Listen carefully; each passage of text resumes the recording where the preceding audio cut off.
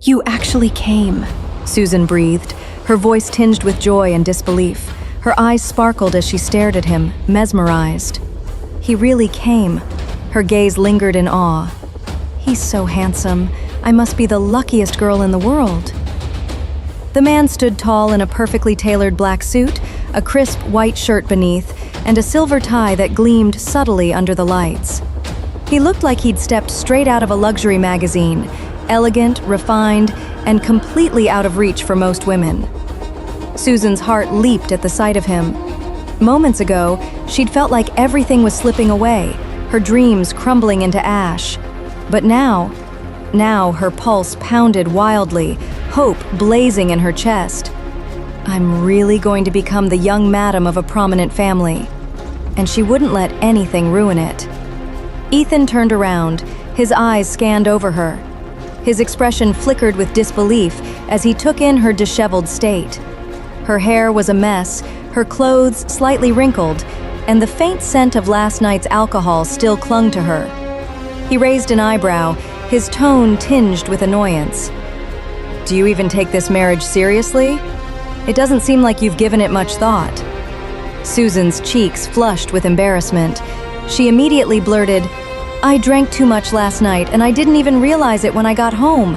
I was in such a rush this morning." She trailed off, realizing how bad it all sounded. As if trying to redeem herself, she quickly added, "I'm really sorry about my appearance. Please don't misunderstand. I do take this marriage seriously." She hesitated for a moment before continuing. "I can't explain everything about my situation right now." Her voice softened. "Normally, I take care of myself. I shower daily and love staying clean."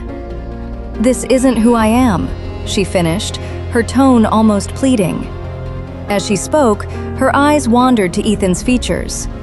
Ethan's thoughts churned as he glanced at Susan briefly. "What the hell am I doing? I shouldn't even be here. I just need to finish this and move on." Without sparing Susan a word, he turned and strode toward the recorder's office. Susan bit her lip and silently followed, her footsteps quickening to match his without uttering a single word. As they approached the recorder's office, a group of young women nearby, dressed up for their own wedding registrations, couldn't help but glance at Ethan. "What a handsome man," one of them whispered, her admiration evident. The man next to her, holding her hand, muttered begrudgingly, "The girl's pretty too, you know." The woman sighed dreamily. "That's true. They're a good match. I bet their kids will be beautiful. Unlike ours, it's honestly worrying." The comment carried through the air and reached Ethan's ears. Without hesitation, he stated curtly, "We won't have children." Susan froze momentarily, caught off guard by his blunt remark. What's his problem? She thought, irritation flaring in her chest. Who said anything about having children? She clenched her fists as a wave of anger bubbled up. I'm only going through with this ridiculous marriage to spite Jacob and Sophia. Just the thought of those smug faces makes my blood boil. Outwardly, she stayed silent. Ethan turned to her, his voice calm but distant. This is nothing more than a contract marriage. We'll stay together for a few years, and if it doesn't work out, we part ways. Don't worry, I'll make sure you're well compensated. You'll have more than enough to live comfortably for the rest of your life. He paused to sink his words in. Think it over carefully. If you can't agree to these terms, you're free to walk away. A dull ache settled in Susan's chest. Just last night, she had dared to hope. Perhaps he liked her, even just a little.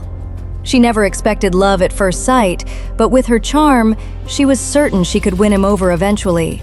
More than anything, this marriage was her way to reclaim her dignity, her chance to stand tall as Jacob's cousin-in-law and flip the script on both him and Sophia.